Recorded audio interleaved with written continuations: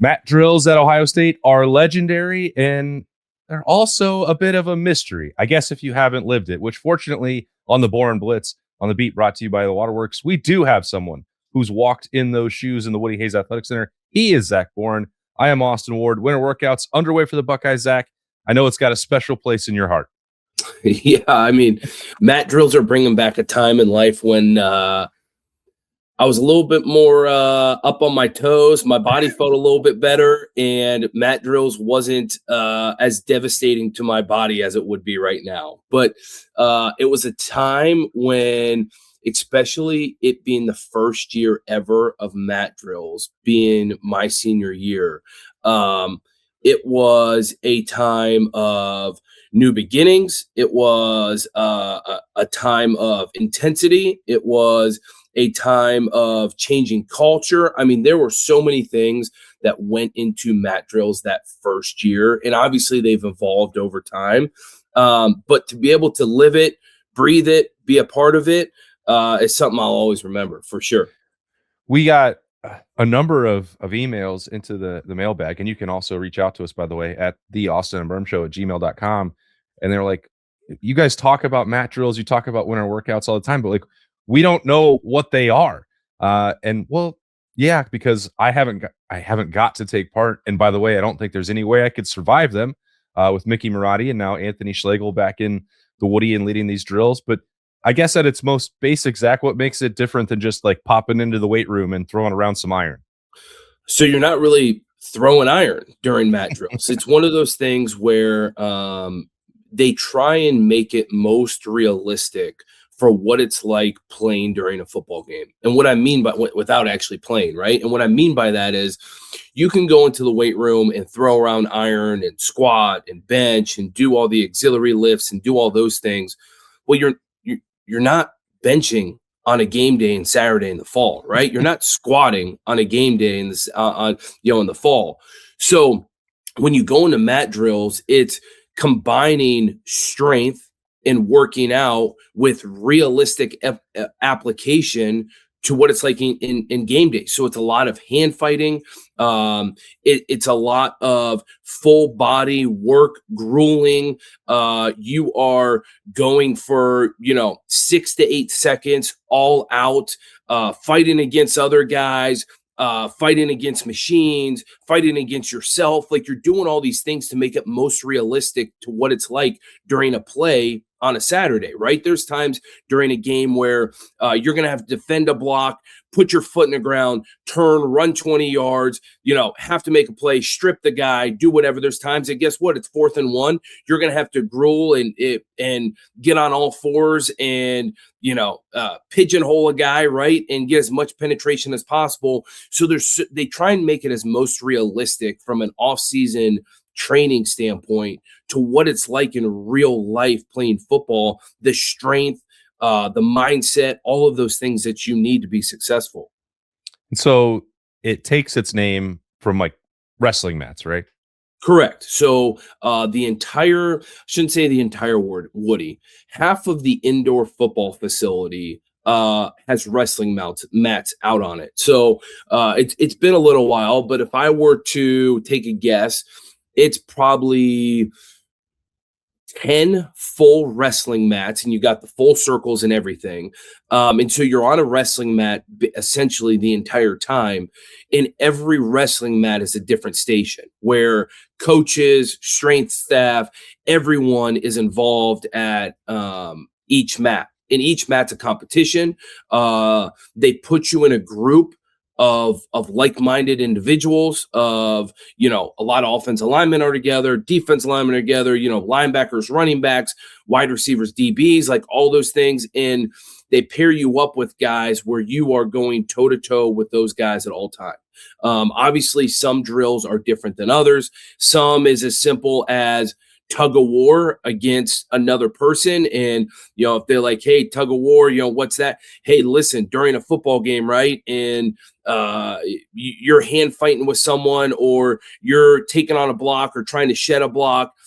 It's tug of war, essentially, right? You are using your hands, entire body to gain leverage, to create power. So like that's an example one. Then there's other ones that are strictly endurance, right? Where you're diving on the mat, you're in all fours, you're doing bear crawls, you're doing quick agility stuff on all fours. Essentially like, hey, you get knocked down, you got to turn, get up, take off, go do other things. And then there's always sudden change in mat drills. And what I mean by sudden change is, let's say, as a defense, you just played a 12-play drive and you come off the sideline. Maybe it ended badly. Maybe it ended in your favor. Come off the sideline in the very next play, the offense throws an interception. You go back out. And after a 12-play drive, you got to go out there and make a stop again. So they do a lot of things that are not planned. They try and ingrain that sudden change mindset into you. Like, hey, anything can happen at any point. And it could be on the positive side, right? Offense could have a 14-play drive, put in the end zone. Defense gets a pick the very next play, and offense has to go out, and you might be tired, your feet might be dragging, but you got to go out there and sustain a drive again.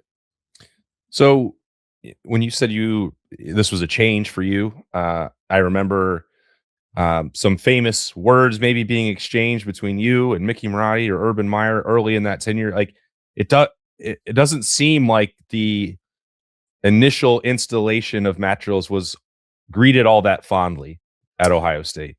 No, it was originally used to change the culture, right? It's there to create toughness. It's there to create competition. It's there to essentially change your entire mindset about the way you go about things. Now, if you're an older player who's a seasoned veteran who's playing well, it basically just gets you back into the offseason flow, right? Like, hey, listen, we're either getting better or worse every single day. It doesn't matter if you're Jeremiah Smith or not. You're getting better or worse every single day. So they have it from there to, hey, get your mind right again, get your body right again. It's more of a reset.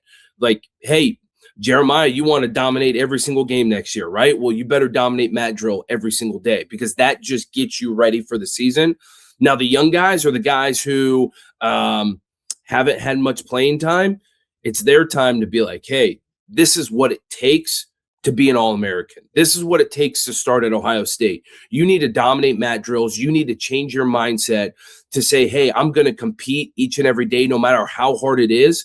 And that's where mat drills came about. Obviously, as I said previously, it has definitely revolved over time of, hey, where it is now.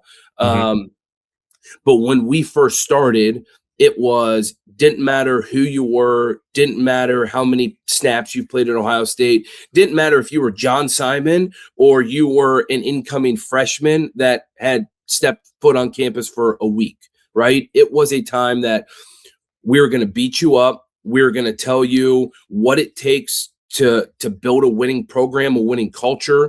And that's where it started. I mean, that was strictly Urban's foundation from that standpoint. Now, yes, there were some words exchanged, not so much during mat drills. It was right before mat drills between myself and Coach Meyer. And we laugh about it now. But essentially what they were trying to do back then is break us, right? Break the mentality of where we were then, coming off the first losing season in 100 years to where they wanted us to go.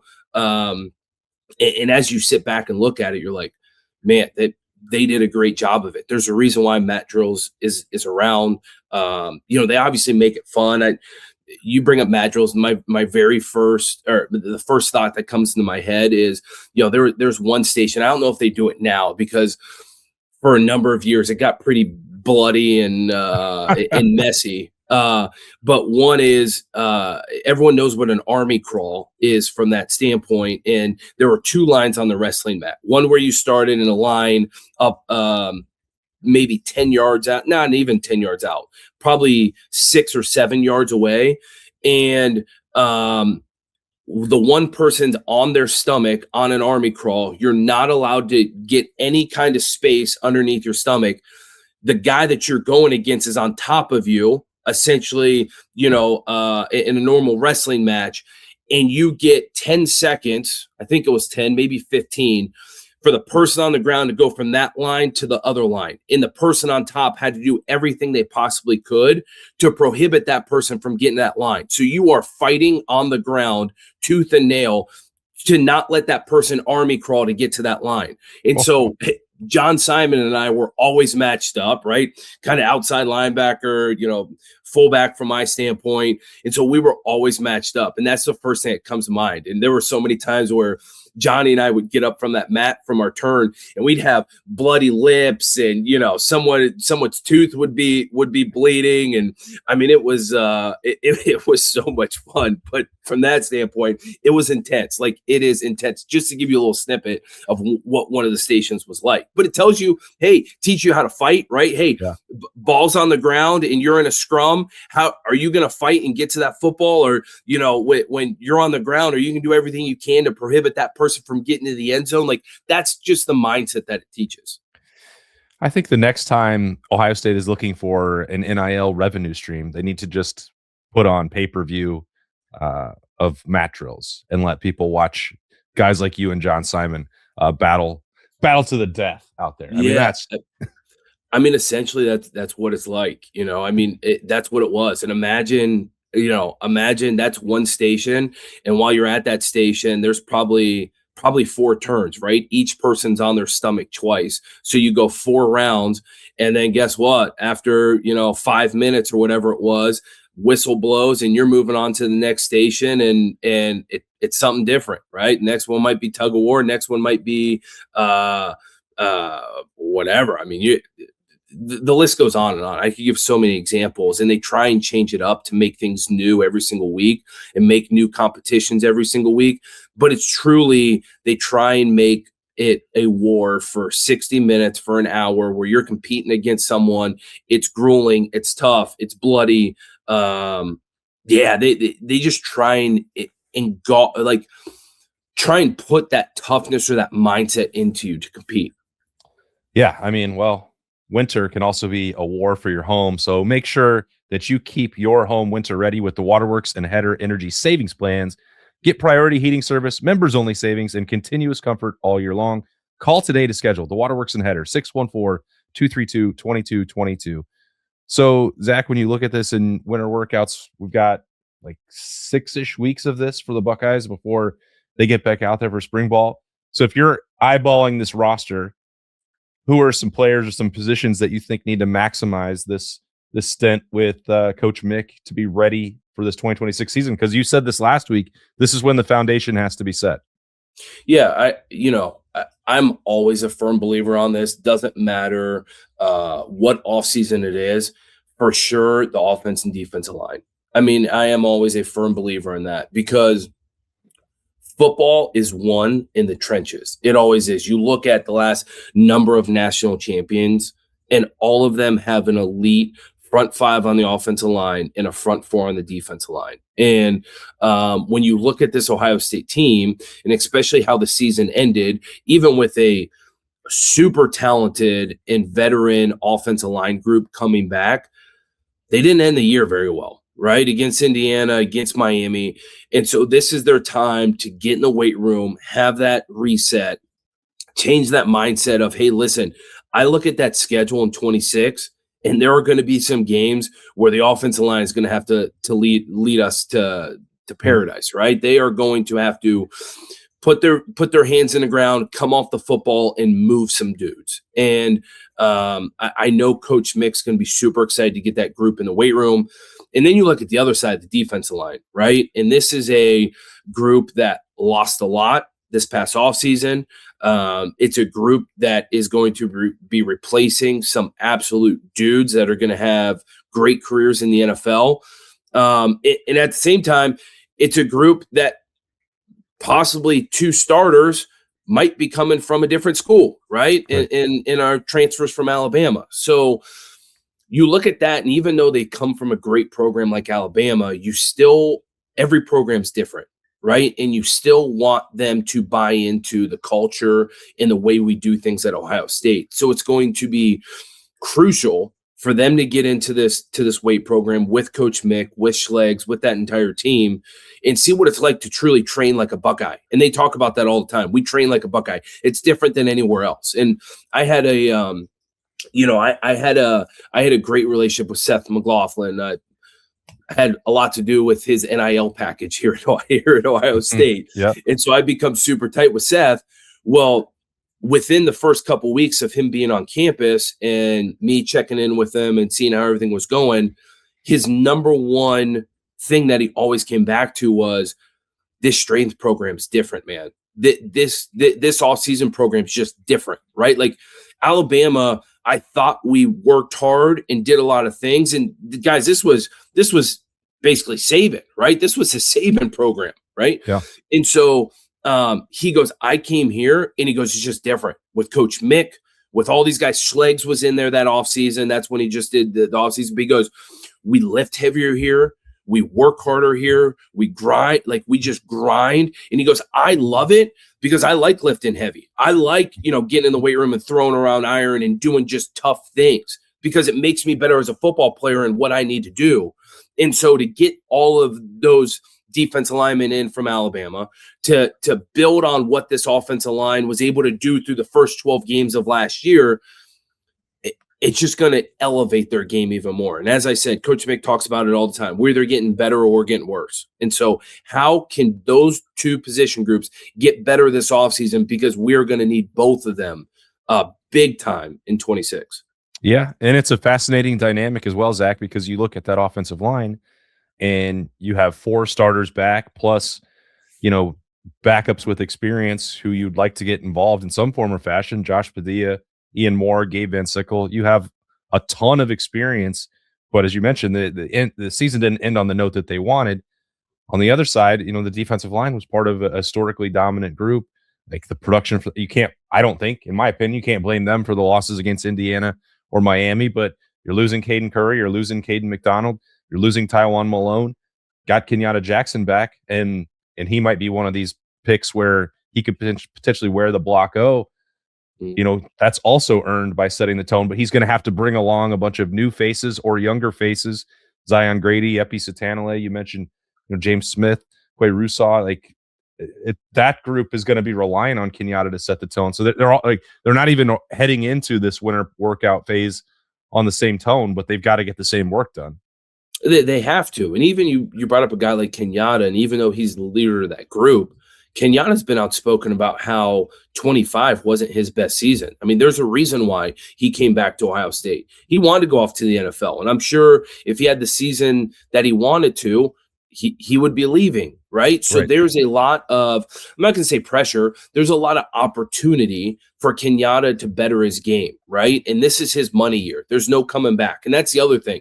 I've talked to some Ohio State coaches, and one thing that they are super excited about with this team is not only are they a veteran team, but so many of these guys, it's their money year for the NFL. There is no, hey, I didn't play how I wanted to play. I'm coming back to college for another year to show NFL scouts what I can do. No, screw that. A lot of these guys don't have that extra year. So they're going into this offseason knowing, hey, it's the last time I'm ever going to be in this Buckeye offseason training program. Hey, it's the last time I'm going to have spring ball. Hey, it's the last time I'm going into summer workouts in fall camp and then this season. And so guess what? I better elevate my game to make sure that I'm putting out a product this year that I'm going to put my name on for when NFL scouts watch my tape when I'm going in the draft next year, that they want to draft me. And that's what's super exciting about this team is there's so many guys that have that in front of them. So what are they going to do? And trust me, man, when it's your last year and you're going off to the NFL and everything that I put on tape this year is it, and this is where I got to put my name on, it gets exciting, but at the same time, man, it elevates people's games. And I don't want people thinking man, as a sophomore, junior, they might not be giving it their all. No, that's not the case. It's just knowing that, hey, it's do or die.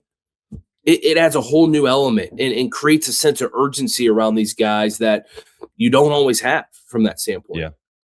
Yeah. I mean, that urgency, that intensity, it gets ramped up this time of year, whether we get to see it in public or not. It's, again, about 6 weeks away until the start of spring ball. we'll have still plenty more to talk about as Ohio State with always breaking news. Yeah. And also, I'm going to give you one more thing. For the people that are asking the question, I'm just going to give them a little tidbit.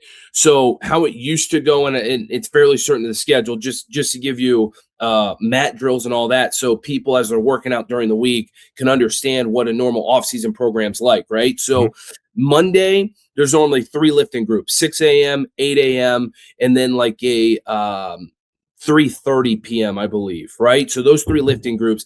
So you lift in one of those groups, and there's always a team running session at like 4:30 or 5 o'clock on Monday.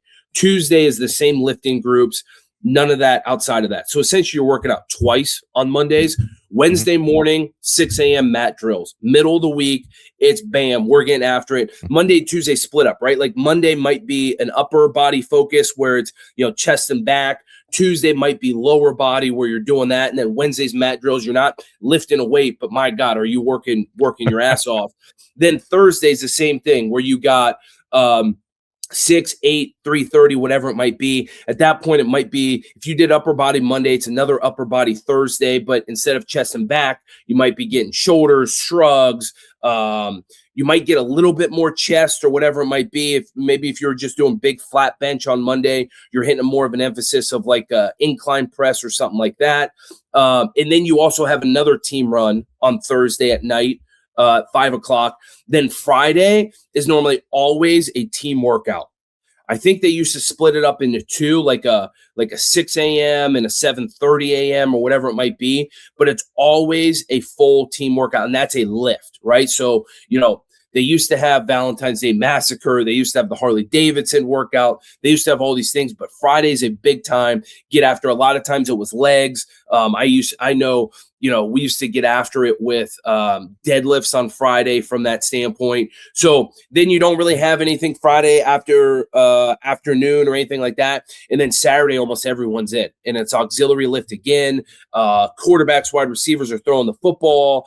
DBs doing ball drills, all those things. So it's really 6 days throughout the week, right? Saturday is not mandatory, but everyone's basically in from that standpoint. But just to give you a little heads up. So like Monday and Thursday are almost 2-a-days.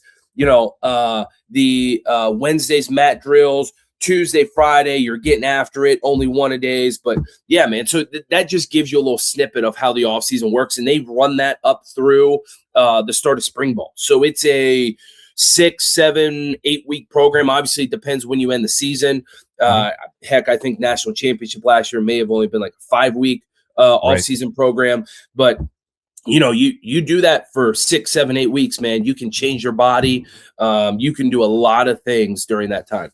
That's what the Buckeyes are doing right now as they ramp it up in this winter, and we will break it down every Monday. As long as Zach Boren will keep saying that he's okay to record, I'm going to keep doing Boren Blitzes on every Monday. So that's up to him, a thumbs up or a thumbs down. But we'll have the rest. There we go. Yes, we can keep it rolling throughout the offseason. We've never done it before. Maybe Zach will get tired of me at some point, but we'll find out. No, we'll find something to talk about. Yeah, we always do. College football is a 365 day thing nowadays. We'll find something. We're not going to slow down, at least not with the beat on the Austin Berm Show, brought to you by the Waterworks. Thanks to Zach Boren, as always, for his insight. I learned a lot, even as someone who's been covering this team for 15 years. I've always wanted to watch and cover a mat drill. Maybe this year I won't, but the next best thing is hearing from someone who's lived it. He's Zach Boren. I'm Austin Ward. Enjoy the rest of your Monday, folks. We'll see you later.